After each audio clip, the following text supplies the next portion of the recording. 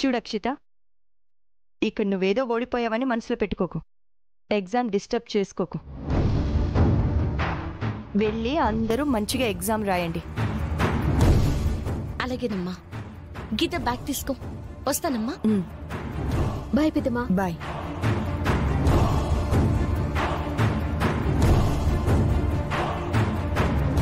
వైష్ణవి, నీ కూతుర్ని ఇన్సల్ట్ చేయాలనో తక్కువ చేయాలనో నాకే ఉద్దేశం లేదు.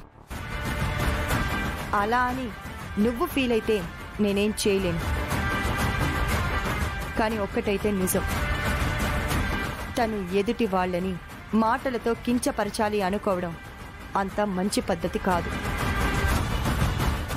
నిన్ను మారమని చెప్పట్లేదు, నీ కూతుర్ని పాడు చెయ్యొద్దు అని చెప్తున్నాను.